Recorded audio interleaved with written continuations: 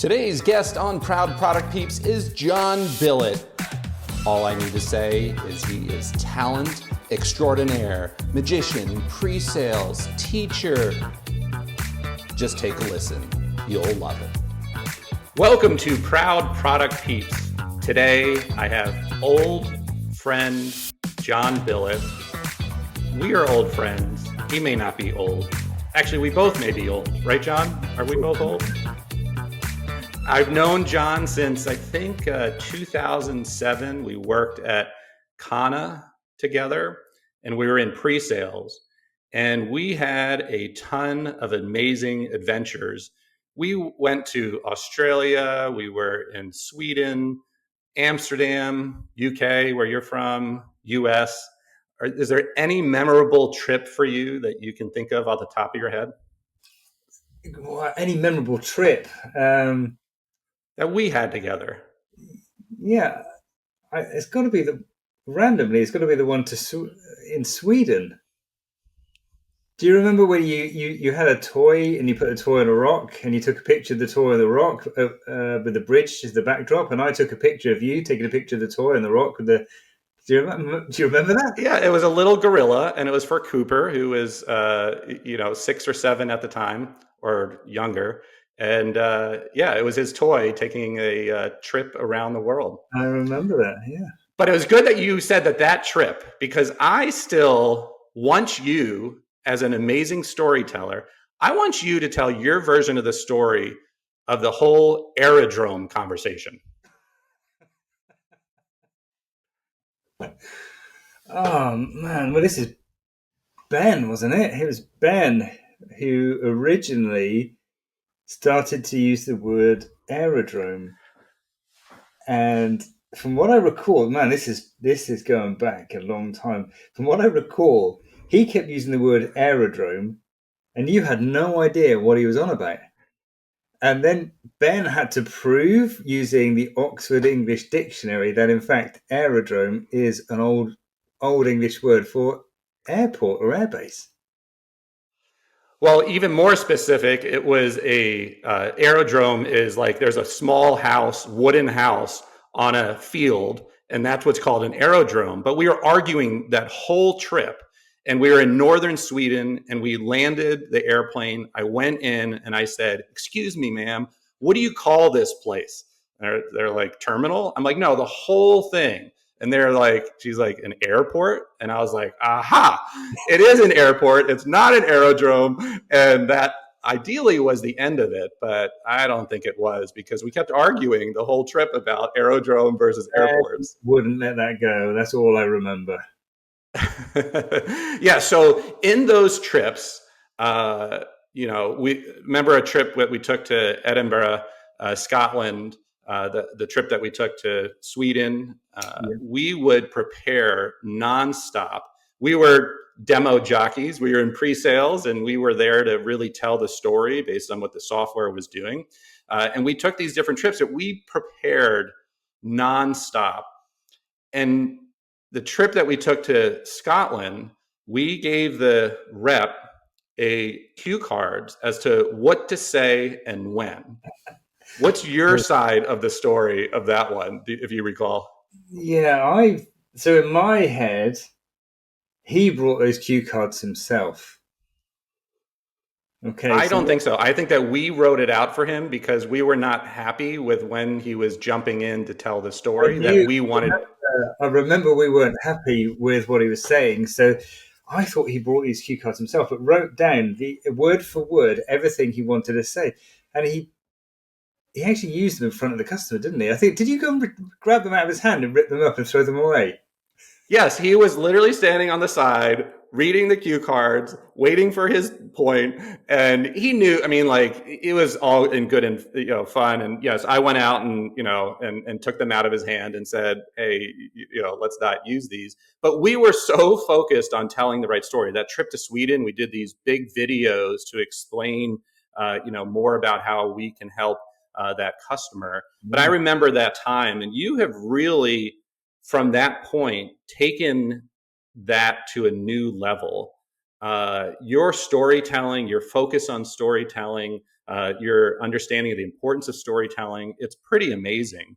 Would you explain a little bit about, what you learned during those phases to get to, what you're doing today from a storytelling perspective?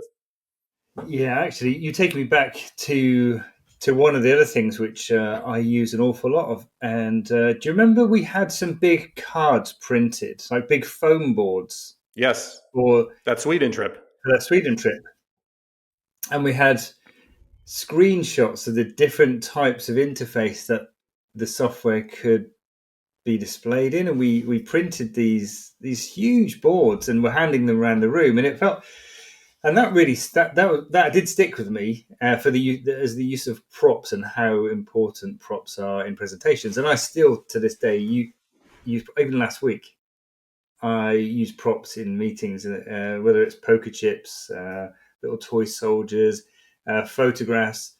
I use them in every session, and the we could go down a rabbit hole into so much detail here, but Not a squirrel hole, a rabbit hole. or badger hole. Do you have badgers? Yes, You do. yeah, mainly in Wisconsin. Yeah, yeah. Uh, or rat hole. There's lots of animal holes that we could talk about right now, but let's get back on the point. The word that always sticks in my head is variety, and is progressively getting harder and harder and harder to engage people in content when you're presenting. You've got less than really a 7-minute threshold now before people really start to check out, and if you haven't grabbed them by that point, then you're likely to hit the point of no return and not get them. So the journey started for me was figuring out how can I stop people from tipping over the edge into that void where I'm never going to get them back. So variety was one of the things. But I also realised that when you go to movies, we go to the cinema, you go to the movies. You can sit there and watch a film for 2 hours and be completely engrossed by this. And we don't necessarily need to check our phones every few minutes when we're in the cinema. So we do have this ability to still focus for lengthy periods and really enjoy something. And actually, it's the story that keeps us hooked and listening to and engaged with the content. And I thought we have to do more of this. And actually, there's if you look at a lot of B2C scenarios where storytelling is really used to create a connection between the product and the consumer, it's like less than 10% of that is actually lifted and used in a B2B environment. But it's still people. We're still dealing with people who are as flighty with their attention as they are, when they're outside of a business environment. So that's really it started. I think. Oh my gosh, I'm going to go back to one of the other deals that we worked on years ago, and a very vivid memory of having my audience glaze over and check out. And that's a horrible feeling. It's a horrible feeling as a presenter, and it's a horrible feeling as somebody who's suffering that almost that monologue of just, this is not interesting whatsoever. I can't wait to get out of here. And I think as all of this came together, that I realized that I need to create a methodology and an approach that will almost stop that happening. And storytelling ultimately became the core of this, with a lot of other things bolted on around the outside. But essentially, it doesn't matter what something looks like. It's the story that takes you on that journey. If you think about a demo, it doesn't matter what the demo necessarily looks like, or the screens or the fields. It's the flow and the story that you tell. And quite often, the preparation balance is incorrect. A lot of time is spent on how it looks and the clicks and the scenarios, but actually, it's the story that keeps people engaged and gets them to want to know what's happening next. And I think maybe if we focus on story, then everything flourishes from that. And I think I've got to a point now where I realize there are a few elements of the story that once you've nailed it, it actually makes demo prep and presentation prep a lot easier. One of the things that we talked about and that you really brought up, well, one, you are super self-aware and introspective, and you've been able to identify in an out-of-body experience as you're presenting what's working and what's not. And I think that's super impressive. But one of the other things that we had been talking about was everybody can't tell the same story. And so when you give corporate slides and you're like, tell this story, it makes it difficult for people because it's not their own. And I keep bringing up these different experiences that you and I have had and saying, what's your version of it? Like when we were in Melbourne and I didn't drink coffee and they were making fun of me and they're like, you have chai tea, and I tried chai tea for the first time. I have that as a story. You were there. You were kind of a part of that, making fun of me, you and Jason. But your version of the story is totally different and it Yeah. has kind of a different outcome. And so, I mean, I think that is a critical thing when we talk about like presenting and all of that. What's your broader thought on taking somebody else's story and trying to make it your own, and Yeah. how that's not always a good way to go about things? So this is, I think about this and make this point several times a week at least. So the first thing is, so there's two parts there. One is you mentioned about the story, your story of the coffee and the tea, and you're right. My story of that trip, and if I had a part to play in that story, my story would be very different. And actually, even recently in a conversation, somebody was asking me about the structure of a story and who was the there was three main characters in the story, and they were asking me who the main character was and their goals, and I said, but don't forget, this is in every story that we deal with, there's two or three points of view, and whichever is the primary story, the main character in there has got their own goal, right? Whether it's a customer or whether it's an agent or whether it's an administrator, these stories are intertwined, and a lot of the time we only focus on one point of view of this, but it's like you can see this from multiple perspectives, and you can tell a different story, completely different story, just by looking at it from somebody else's perspective. The second thing there with the is almost, I have asked the question or made the point, I don't know, I've got to have a clue at how many times now, but if I ask somebody, or it's almost impossible to pick up somebody else's slides or presentation and deliver it in the way that the person who created those slides did. It's impossible. And corporate decks are good. They are very, very good, very useful to align everybody on messaging and positioning and essentially what the solution, the technology, what it all does. But when it comes down to presenting, and we know it's such an old thing, people buy from people. We know I kind of cringe when I say that, but I think about that from a presentation perspective. And if you think what happens if as a corporate deck, that corporate deck is issued to 250 sellers, and not one of those sellers can tell that story using that deck as well as the person who created it, regardless of the amount of enablement that's happened. So they've got to tell that story in their own voice that's relatable and relevant to their prospect. So what is happening in those scenarios? Well, if you're trying to tell somebody else's story through their visuals and through their slides, and a lot of the time the enablement decks don't necessarily lend themselves to being really good presentation decks because they're structured in different ways. But what happens is you find the presenters have their ability to connect with the audience and their personality suppressed because they're too worried and focused on the words and scripting and the structure and how they're going to tell these words.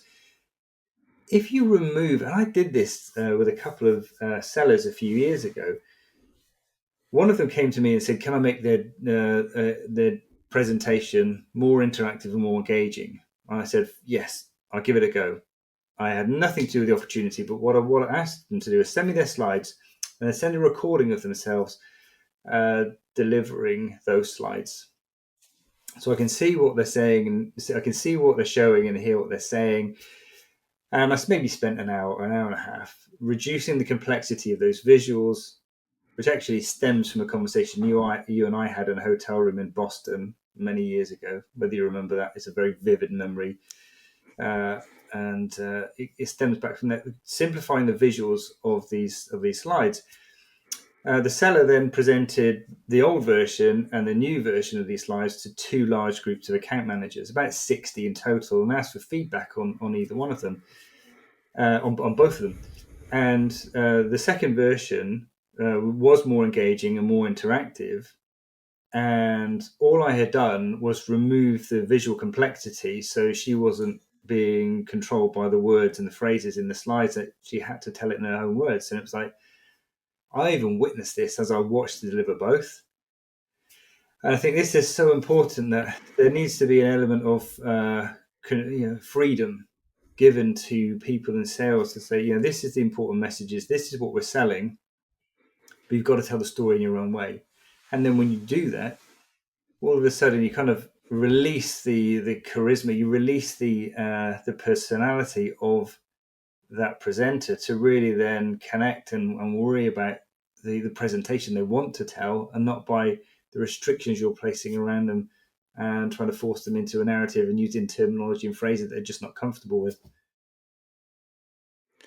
I've witnessed you firsthand doing some workshops around this, and I honestly, we have a lot of common experiences. We've known each other for a long time, but one of the reasons that I wanted you on this was your ability to get people to let go of uh, the issues that they have with presenting. Everybody feels like they Yeah. aren't good presenters. They don't have the right thing. There's always somebody better, and they just have this issue about doing that. You have found a way, I feel, to actually bring out the positive side, the elements that they can build on, and to remove some of those issues. And it's really impressive because almost everybody has this issue with presenting and getting up in front of their peers and all of that. And I just found it so unbelievable. Was that a moment for you where you started to focus on what's working well versus what's not, and really helping to help people find their literal own voice? Yeah, that happened quite a while ago. Actually, I realised, and it was in my voice. That's what I realised. Yeah, when I started to understand that we process everything around us in story form, and if you take away story, what are we left with? Actually, we're left with a very bleak outlook on our existence, which is a horrible. Yeah, it is. It's not a nice thought. But I kind of went through this process of, if we really are that good at storytelling, and storytelling means so much to us as a species, and it clearly at the moment is the only species we know that actually uses and communicates in this way. Why, when I ask the question, "Are you a good storyteller?" most people say no. Have you measured like exactly what that percentage of people that say no? Is it like 90%? Well over 90%. Wow. It's ridiculously high, and So like 96.3%, if you were to be maybe specific. 96.7 Oh, is wow. That's even more than I thought. And so the first point I make actually is, if I ever ask you this question again, you have to answer this in a positive way. You are a good storyteller. You're a great storyteller. And I kind of go through a whole process of making people realize, forcing people into a corner, and the only way they get out is to tell a story. And this spans a few hours. But when I started doing this, I realized actually one of the things is that most of us got this negative inner critic telling us the things that we can and can't do. And actually, most of the time, it's complete nonsense. But what I believe is happening is, we are so good at telling stories, and we are programmed to listen to stories and to act upon stories, that if we've got a little voice inside of us, this really negative inner critic saying to ourselves, "You're not a very good presenter, you're not a very good storyteller," we are so good at convincing ourselves by using story that actually we don't have those abilities. We listen to it, which then feeds into our own belief that we're not a very good storyteller, and it goes on and on and on. So the first thing is, I address that. Does anybody have this kind of this inner negative voice telling them that they're not very good at something, specifically storytelling? And a lot of people have it. And I say the first thing is, it's lying to you.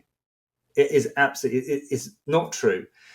And I'm going to give you the tools and the evidence. And I think this is the thing. So everybody knows they want to tell more stories in a sales environment, because there are so many benefits and reasons why they should do it.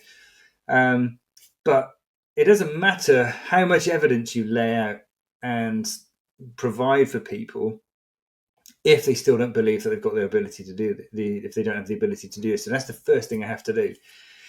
The first thing is everybody has to get over this by creating a story out of nothing in 6 minutes and then telling the story to the rest of the group, and the rest of the group then have to retell that story later on. And I think you start laying this foundation and then almost reprogramming people to ignore that voice, just ignore it. And eventually it seems to work. Yeah, I mean, I think having confidence and then removing the assumption of judgment is probably a big thing. I guess with that, I mean, the positive piece is right up my alley. I mean, I think that we just don't do enough, uh, in business to focus on the positive and to really get the most out of people. But I guess to segue into the whole point of the show of proud product peeps, what has made you the most proud? I mean, an accomplishment, approach, anything. But what's made you most proud as John Billett? Aside from my children, of course, this is purely from a business and professional career perspective. It was. Yeah, this wasn't entrapment, so just good that you mentioned it, though.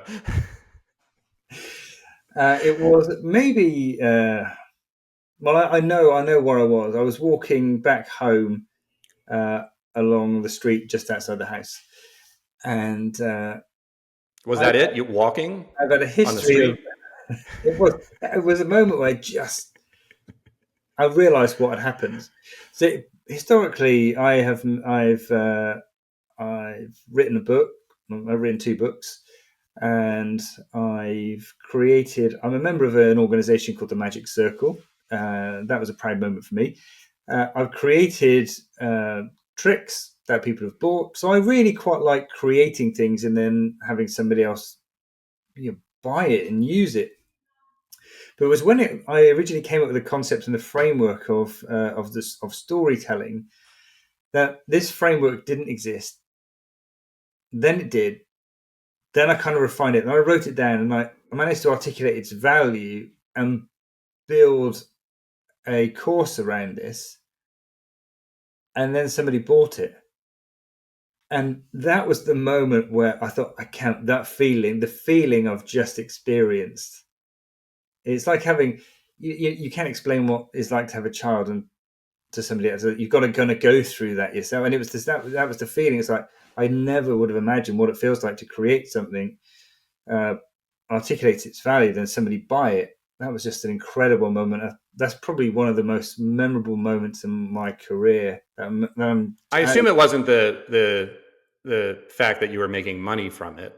I assume No, that that's not the piece. It's the fact that somebody found enough interest in it to yeah, spend their hard-earned money to exactly. listen to what you're saying.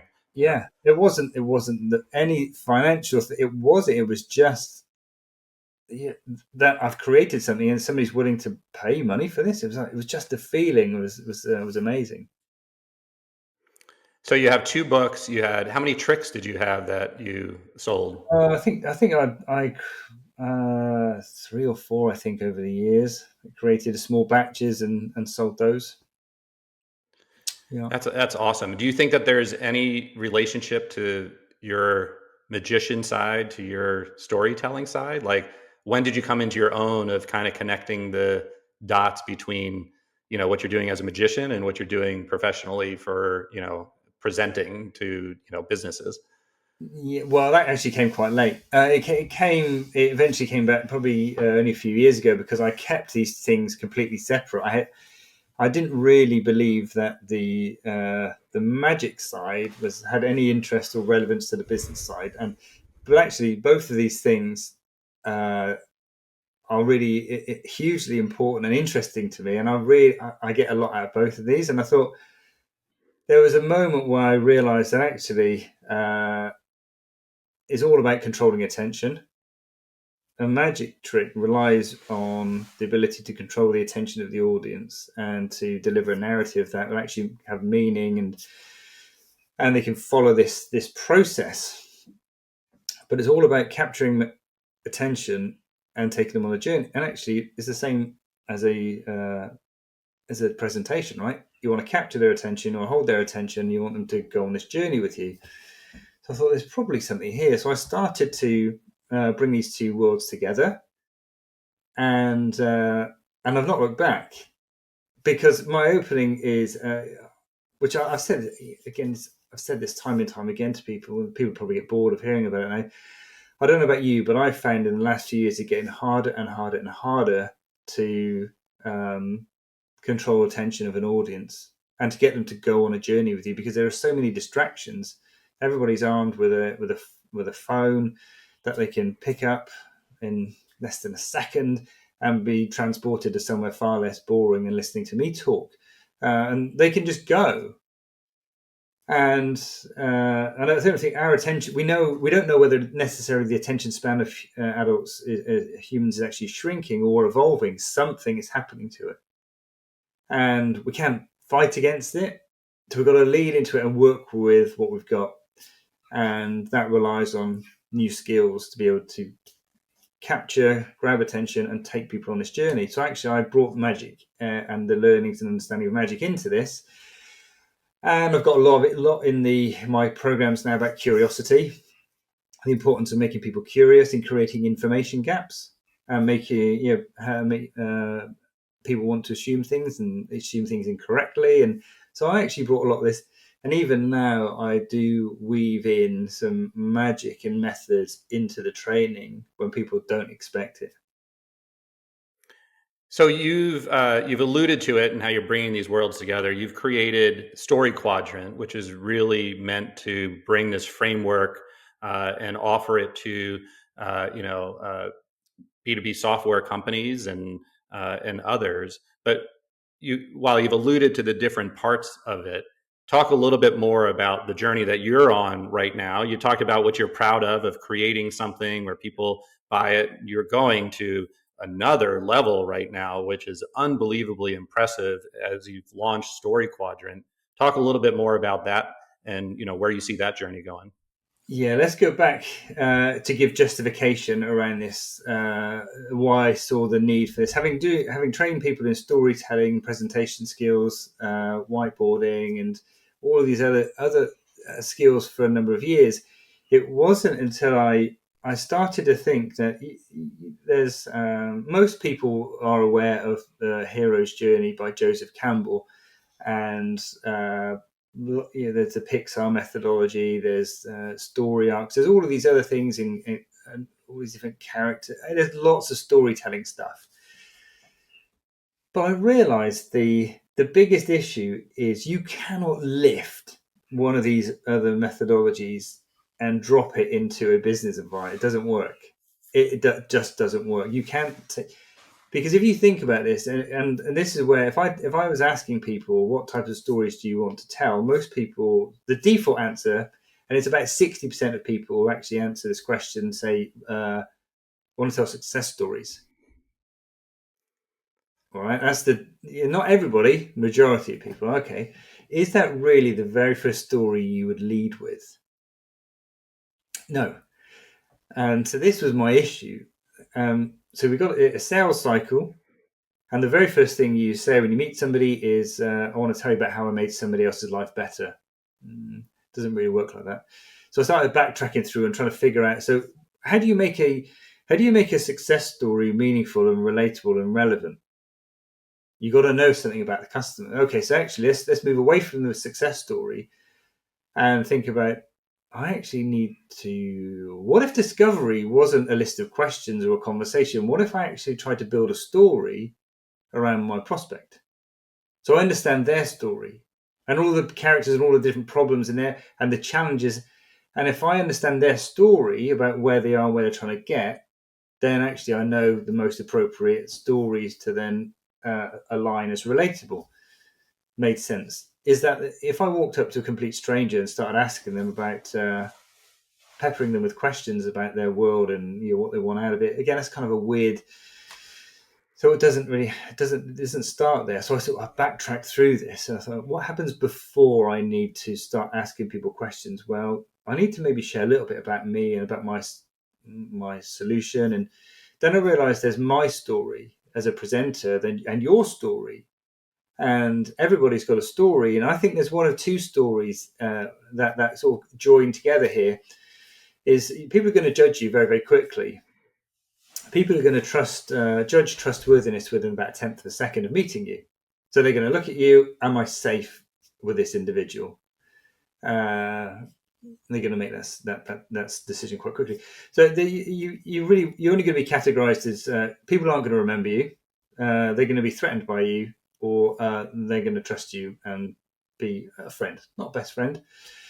So you've got one of these three categories, and you only have about 3 or 4 minutes really to provide enough information about who you are as a presenter before people start filling in the blanks and making assumptions about what they think you're like. So if it's obvious within the very first few seconds that you're not a very good listener, and I realized listening into other people who had a strong opinion about somebody that I really liked, I would ask them, why don't you like that person? And I'd backtrack it all the way through to the initial conversation. I thought it was really interesting. And that feeling can persist for years, but actually it's incorrect. Mm. Then so you've got this, but then you've got and not really that many. I don't think anybody has ever answered this question. If I say, what is the most important story that you want to tell when you first meet somebody? Actually, your positioning story is pretty important.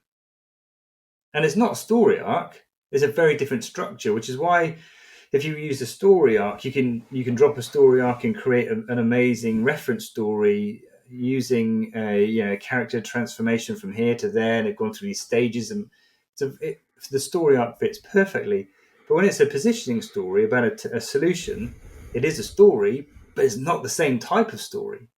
So I realized you've got to have all these different story types. I thought, okay, so what is the most important story at the end of this? It's the story that people tell after I've left the room. So I realized that there's all of these 4 stories that have got a different purpose, but one of them is the story that you create with your prospect, so that when they leave the room, they're able to tell the story because you set it up clearly with the theme, with the visuals, with the insights, with the value, you didn't say anything that caused any confusion, and you aligned these perfect pillars for them to retell the story after the fact. And I realized that's what was missing. That's what wasn't there. So I drew this thing, and I thought it's 4 stories that have got a very, very different purpose. They need to come together to create this sequence of stories that you use within a sales opportunity. Then I realized the same applies to an individual if you're going through an interview. It's exactly the same. Mm-hmm. And that's what the story quadrant, then that's where it came from. I think that's amazing. I definitely look at it as like the best thing I've seen on the convergence of art and science. You use data, you use actual reference points, you use the attention span points, you use the different scientific studies that have been done on this. But presenting is a huge form of art, right? And so it's the best thing that I've seen on the convergence of art and science when it comes to storytelling. Like it's unbelievably impressive. Thank you very much. So I'm glad that you brought up the magician part. And before we get into the final 4 questions that I'm asking everybody, I'm still a little bit upset with you from 2015. And I'll explain. My mom was getting married. I was officiating the wedding. I called you up and I thought, you know what? John is a great friend. He's a magician. I want to have doves appear at the end of my mom's wedding. And you, dead serious, deadpan, you said, magician's code can't. And I was like, dude, like seriously, like I'm not going to tell anybody. Like I think that would be amazing. Like, isn't that story going to be amazing when I'm at this place and I have doves appear? You're like, nope, sorry. But I do have a better thing for you, or a good thing for you, a fire watch. You can shoot fireballs after you pronounce them man and wife. So I bought that, and it was pretty awesome. I didn't light anybody on fire, but I still feel like having doves appear would have been amazing. But then I realized it would have been amazing if it was both together, doves appearing and the fire watch. And I'm very glad, so I saw a video of this, and I'm very glad you stepped back outside the canopy before you fired the watch. The only thing I told my mom was don't wear a lot of hairspray. All right, John, final 4 questions asking everybody. First one, aisle or window on an airplane? I've given this a lot of thought. If it's a short haul, window, but not bulkhead, because I want to be able to put my case under the seat in front. If it's long haul, it would be in the center section, second seat in. Wow, that's very explicit. Like, do you decide not to take that plane if that seat is not available? Yeah. And I want a bowl of M&Ms as well. Yeah, blue M&Ms. Green M&Ms, yes. All right, red eye. Now, I know that red eye means different things in different parts of the world. A red eye does not mean you got up early. If you did not sleep in your bed overnight, that's what's considered a red eye. Right. So how do you prepare for a red eye? Do you get a lot of sleep in advance, or do you try to get on the new time zone well in advance? No, I do nothing. I just get to the airport and hope that if I haven't done it for a while, actually, I just try to stay up until the next bedtime. That's nice. It. I do nothing else. All right. What about your favorite book or TV show from the last year? Favorite book? I can give you one of each. Does it have to be fiction or non-fiction? TV show is probably I'll link these two together. A TV show in the last year is called Bodies. I don't know whether you heard of it. It's on Netflix. I've seen it. Yes. Netflix. Yeah. You've seen Netflix? I nearly completed Netflix. Bodies I really like it. Really liked it. That was one of those for me. It was like the first 2 was like, this is weird, like the episodes, and it was like, oh my gosh, like I need to see what happens, because the way they had to tie everything together across all the different characters and timelines, like that was right. So it was multiple stories over multiple times with these multiple characters, and you thought, and obviously you were going to tie all this together. But I really like time travel stories. And actually, there's a guy, Adrian Cousins, I think he's written about 4 books in this series now, and I'm on the 4th book.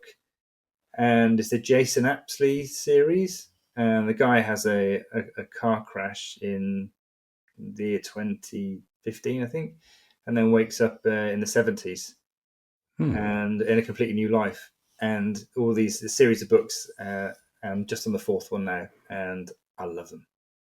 Nice. Maybe I'll start with the 4th to say I'm on the 4th, letting people assume that I read the first 3. Does it work that way? I'm going to give you a BBC Sounds audio program as well. So I'll give you that. The Lovecraft files, Lovecraft Investigations. Oh, nice. 3 series now, all based on H.P. Lovecraft, modernized versions of the story. The Case of Charles Dexter Ward is the first one, and they are incredible. Nice. All right, last question. I could talk to you all day, but last question, Oxford comma or no Oxford comma? Oxford comma. I think I'm in the minority, and I think I'm being converted slowly. But I was very against it. McKenna, my oldest, she and I have had, big arguments about Oxford comma or no. And she's a big fan of Oxford comma, but she's really good at that grammar thing. So I guess I should believe her. So John, I really appreciate it. For all of those out there, please never spell his name wrong. There's 2 L's, 2 T's. He will get very upset, even if he's known to spell his own name wrong. Thank you for joining, John. I really appreciate it. Thank you very much, Justice.